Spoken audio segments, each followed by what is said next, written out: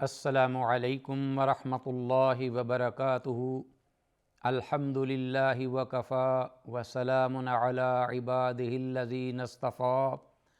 اما بعد فاعوذ باللہ السمیع العلیم من الشیطان الرجیم من ہمزہ ونفخہ ونفثہ۔ بسم اللہ الرحمن الرحیم۔ فبشر عباد الذین یستمعون القول فیتبعون احسنہ، اولئک الذین ھداھم اللہ واولئک ھم اولو الالباب۔ وقال تعالی وننزل من القرآن ما هو شفاء ورحمۃ للمؤمنین۔ وقال علیہ افضل الصلاۃ والتسلیم، ان اللہ تعالی لم ينزل داء الا انزل له شفاء، علمہ من علمہ وجاہلہ من جاہلہ۔ معزز سامعین و محترم ناظرین، پروگرام دوائے شافی لے کے حاضر خدمت ہوں اور اللہ کی بارگاہ میں دعا گو ہوں کہ اللہ تعالیٰ جو کچھ بھی اس پروگرام کے ضمن میں سنا جائے، سمجھا جائے، اللہ ہم کو اس پہ عمل پیرا ہونے کی توفیق کامل مرحمت فرمائے۔ اللہم ارنا الحق حقا وارزقنا اتباعہ وارنا الباطل باطلا وارزقنا اجتنابہ، آمین یا الہ العالمین۔ ناظرین کرام، آج کی اس نشست میں ہماری گفتگو کا موضوع معروف امام علامہ ابن القیم رحمہ اللہ کی کتاب الجواب الکافی لمن دعا عن سوال الجواب الکافی لمن سأل عن الدواء الشافی میں سے ان کا ذکر کردہ موضوع، جو کہ ہم نے گزشتہ پروگرام میں بھی گفتگو کی اور ذکر کیا تھا، اس کا بقیہ حصہ انشاءاللہ آج ہم ذکر کریں گے۔ جیسا کہ امام موصوف رحمہ اللہ نے رجا اور امانی کے مابین فرق کیا۔ رجا کا معنی وہ امید ہے جس کے ساتھ عمل صالح ہو، اور عمل صالح کی بنیاد میں صحیح سچا عقیدہ ہو اور صحیح اور پختہ ایمان ہو۔ جبکہ امانی، جو کہ امنیت ان کی جمع ہے، اس کا معنی ہے جھوٹی خواہش جو کہ بغیر عمل کے ہو، اور انسان یہ آس لگا بیٹھے کہ میں کامیاب ہوں، میں کامران ہوں، اس دنیا میں بھی اور آخرت میں بھی۔ اور اس حوالے سے انہوں نے یہ جو رجا ہے، صحیح سچی اور درست امید جس کے ساتھ ایمان اور عمل صالح ہے، اس پر انہوں نے اس کی 3 خواص ذکر کیے تھے۔ ایک ان میں سے یہ کہ محبت ہو جس کی تلاش میں وہ محنت اور عمل کر رہا ہے صاحب ایمان، اس کے ساتھ دلی لگاؤ بھی ہو، اور دوسری بات کہ وہ اس کے مس ہو جانے یعنی چھن جانے کے خوف میں مبتلا ہو، اسے خوف ہو کہ کہیں یہ مجھ سے چیز یا نعمت چھن نہ جائے جس کے حصول میں محنت کر رہا ہوں۔ اور تیسرا یہ کہ وہ ہر قسم کے جملہ اسباب کو استعمال میں لائے جو اللہ نے اسے صلاحیتیں عطا کی ہیں، جو اللہ نے قوتیں دی ہیں اور سوچ سمجھ اور فہم شعور عطا کیا ہے، اس کو بجا لائے۔ تو یہ تینوں چیزیں صحیح رجا کی خواص ہیں۔ ان میں سے کوئی بھی چیز جو ہے وہ اگر مفقود ہے تو وہ صحیح امید نہیں، اس میں کمی ہے۔ تو خاص طور پر انہوں نے ذکر کیا کہ جو اللہ کا خوف ہے عمل کے ساتھ، اس کو کلیدی حیثیت حاصل ہے کہ انسان نیک عمل کرتے ہوئے اللہ سے بے خوف نہ ہو جائے، نہ ڈر نہ ہو جائے کہ بس میری ذمہ داری پوری ہوئی، اب تو میں نہیں، اگر معاف کیا گیا یا بخشا گیا تو کون ہوگا۔ تو اپنے اعمال پہ وہ ڈیپینڈ کرتا ہے، اللہ کی رحمت اور اس کے خوف سے وہ بے پرواہ ہو جاتا ہے۔ اس پر امام ابن القیم رحمہ اللہ نے قرآن حکیم کا یہ ذکر کیا تھا آیت مبارکہ کے حوالے سے استدلال کہ ان الذین ھم من خشیۃ ربہم مشفقون، کہ بے شک وہ لوگ جو کہ اپنے پروردگار سے ڈرتے ہیں۔ تو وہ حضرت عائشہ رضی اللہ عنہ کے پوچھنے پر آپ نے فرمایا کہ عمل کر کے اس بات سے ڈرتے ہیں کہ کہیں ہمارا عمل جو ہے وہ ضائع نہ ہو، اللہ اس کو اپنی بارگاہ میں شرف قبولیت سے نوازے۔ تو صحابہ اکرام رضوان اللہ علیہم اجمعین کے حیات زندگی کو دیکھیں تو ان کے جو نیک اعمال تھے، ان کو اگر آج ایک بڑا بھی سہل مرد مومن اپنے ساتھ تقابل کرے تو بہت ہی فرق نظر آئے گا زمین و آسمان کا، جو ان کے اعمال تھے اور جس ایمان کی انتہا پر وہ تھے آج تو کوئی تصور بھی نہیں ہو سکتا۔ لیکن اس کے ساتھ ان کا جو خوف تھا، خوف الہی جو ان کے دلوں میں تھا، اس بارے میں علامہ ابن القیم رحمہ اللہ نے کچھ مثالیں دی ہیں، تو میں چاہوں گا کہ انہی کے الفاظ سے آپ کی گوش گزار کروں۔ عنوان ہے خوف الصحابۃ من اللہ سبحانہ و تعالی، اللہ کی ذات سے صحابہ اکرام رضوان اللہ علیہم اجمعین کا خوف اور ڈر کس حد تک تھا۔ فرماتے ہیں کہ ومن تعمل احوال الصحابہ، جو کہ صحابہ اصحاب رسول صلی اللہ علیہ وسلم کی گزاری ہوئی زندگی میں غور و فکر کرے تو وہ حقیقت کو پا لے گا کہ وجدہم فی غایۃ العمل ما غایۃ الخوف، انتہا درجے کی کوشش اور محنت نیکی کے اعمال میں، اور ساتھ ہی اسی حد تک خوف بھی اپنے دل و دماغ میں رچائے ہوئے بسائے ہوئے کہ کہیں یہ عمل ہمارا ضائع نہ ہو جائے، بارگاہ ازدی میں ریجیکٹ نہ ہو جائے۔ تو فرماتے ہیں کہ وَنَحْنُ جَمَعْنَا ہِنَا، ہم نے کچھ مثالیں جو ہیں وہ اکٹھی کی ہیں قارئین کے لیے تاکہ انہیں اندازہ ہو کہ بڑے بڑے اجلاء صحابہ اکرام صفوۃ الخلق رضی اللہ عنہم ورضوا عنہ، جن کے بارے میں قرآن نے فرما دیا کہ اللہ ان سے راضی ہوا، وہ اللہ سے راضی ہوئے، کس نیک اعمال کی انتہا میں اور اللہ کے خوف کی پیک پر تھے۔ سب سے پہلے رحمت للعالمین کے خلیفہ راشد ابو بکر صدیق رضی اللہ تعالیٰ عنہ، جس میں انبیاء اور رسل کے بعد رحمت للعالمین، امام الانبیاء کے بعد امت میں جن کا مقام اور مرتبہ ہے، ان کا عمل کیا ہے، اللہ کے بارے میں خوف کیا ہے، دل میں سمائے ہوئے ہیں کہ یقول فوددت انی شعرۃ فی جنب عبد مؤمن، وہ کہا کرتے تھے کہ کاش کہ میں تو ایک ذات ہوں اپنی انسان کی شکل میں، صورت میں، اس کے بجائے میں ایک بندہ مومن جو صحیح پختہ ایمان والا ہے، اس کے بدن پہ پہلو پہ ایک بال کی حیثیت رکھتا ہوتا۔ تو یہ اس حد تک وہ عاجزی اور انکساری میں اپنے آپ کو پیش کرتے ہیں اپنی زبان کے ساتھ۔ اصل یہ لفظ کہنے کا مقصد کیا، واللہ اعلم وعلم بالصواب، کہ مجھے اللہ کی بارگاہ میں جا کے اپنے اعمال کا حساب دینا ہے، اور اگر میں بال ہوتا تو میں اس حساب و کتاب سے بچ جاتا۔ یہ جو اخروی حساب ہے اس کا خوف دل و دماغ میں حد تک ہے۔ حالانکہ آپ دیکھیے کہ وہ شخصیت جس کو الصادق المصدوق محمد رسول اللہ صلی اللہ علیہ وسلم اپنی زبان اقدس سے،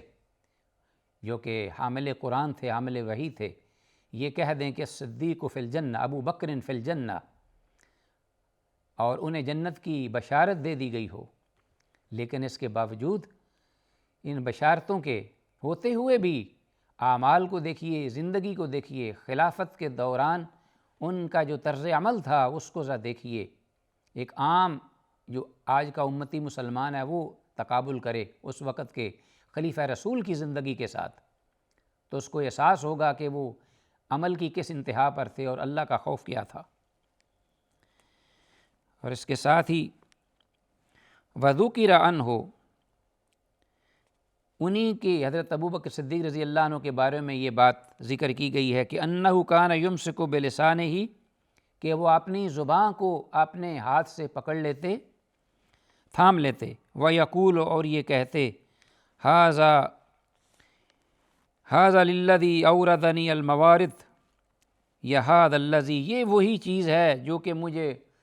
بڑے بڑے جو مراحل ہوں گے پریشانی کے، اور پھر اپنا حساب و کتاب کے،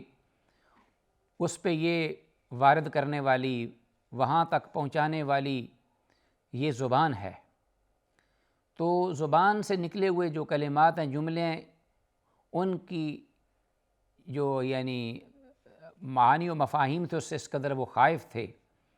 کہ کہیں کوئی جملہ اور کلمہ ایسا نہ زبان سے نکل آئے کہ وہ پھر میں اس کا مالک نہ رہوں، وہ مجھے گرفت میں لے لے۔ تو ناظرین، گفتگو میں اس حد تک وہ محتاط تھے، اس لیے کہ انہیں اس بارے میں بھی حساب و کتاب کا خوف تھا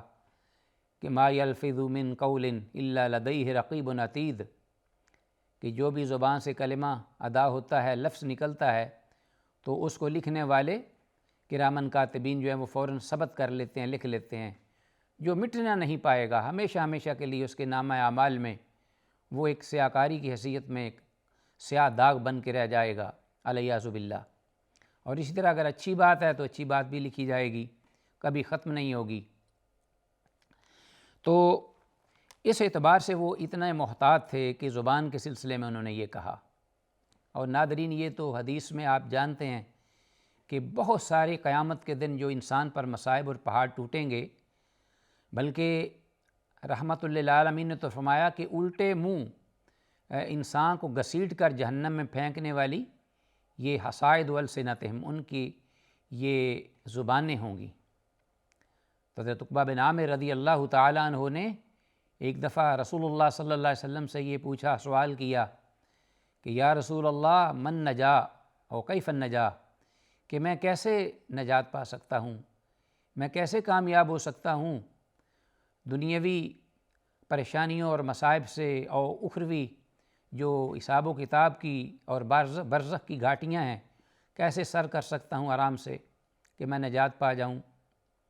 آپ نے فرمایا، سب سے پہلے جو آغاز فرمایا ان الفاظ کے ساتھ، امسک لسانک، اے عقبہ بن عامر اپنی زبان کو تھام لے، روک لے۔ امسک لسانک، اور ولیساک بیتک، کہ تجھے تیرا گھر جو ہے وسیع ہو، مطلب کیا کہ تو اپنے گھر میں زیادہ تر ٹھہرا رہے۔ تو آج بھی لوگ جو ہیں وہ بغیر ضرورت کے، بغیر کسی وجہ کے بھی چلنے پھرنے کے لیے بلا وجہ بہت زیادہ باہر نکلتے ہیں، پھرتے ہیں، ضرورت نہیں ہوتی۔ اور باہر نکلنا ناظرین یہ اس بات کی دلیل ہوتی ہے کہ انسان اپنی زندگی میں محتاط نہیں ہے اتنا، اور نہ ہی اسے اس بات کی پرواہ ہے۔ باہر جو مختلف قسم کے انسان کو فتنے اور مختلف جو اس کو درپیش ہوتے ہیں مسائل، بسا اوقات گھر بیٹھنے سے وہ نہیں ہوتے، تو ہر چند کے ضرورت اور مجبوری کے تحت تو انسان کو نکلنا ہی چاہیے، یہ اللہ نے اس کا اذن دیا ہے۔ لیکن بغیر ضرورت کے ایک انسان بلا وجہ باہر نکلے، اپنا پیسہ بھی صرف کرے، اپنا وقت بھی ضائع کرے، اور پھر کئی ایک مسائل سے نبردآزما ہو، تو رحمت للعالمین نے فرمایا کہ عقبہ بن عامر تجھے چاہیے کہ وہ زیادہ جہاں تک ممکن ہو تجھے تیرا گھر اپنے پاس اپنی چار دیواری میں ٹھہرائے رکھے، گھر میں رہے۔ اور پھر ایک فرمایا وابکی علی خطیئتک، کہ تو اپنی نیکیاں یاد کر کے اس پہ نہ اترا کہ مجھے کوئی مسئلہ نہیں ہے، بڑی نیکیاں ہیں، بلکہ گناہوں کو یاد کر کے اس پہ رو، اس پہ آنسو بہا، گریہ زاری اور آہ وزاری اور آہ و بکا یہ کرتا رہے۔ فَلْيَضْحَكُوا قَلِيلًا وَلْيَبْكُوا كَثِيرًا، قرآن مجید میں اللہ نے فرمایا کہ انہیں چاہیے کہ وہ اپنی زندگی کا زیادہ حصہ وہ روئیں اور بہت کم ہنسیں۔ ہنسنے سے منع نہیں کیا، لیکن جب ضرورت ہو بہت زیادہ ہنسنے کے لیے، جب موقع ہو تو تھوڑا ہنسیے، لیکن اس کے ساتھ رونا بھی ہو بہت زیادہ۔ تو ناظرین، ابو بکر صدیق رضی اللہ عنہ جو کہ خلیفہ راشد ہیں، ان کی یہ زندگی کے بارے میں امام موصوف رحمہ اللہ یہ ذکر کر رہے ہیں۔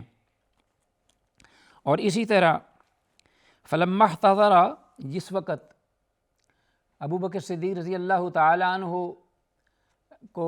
بیماری نے آ لیا اور اس بات سے وہ نا امید سے ہو گئے کہ اب شاید میں زیادہ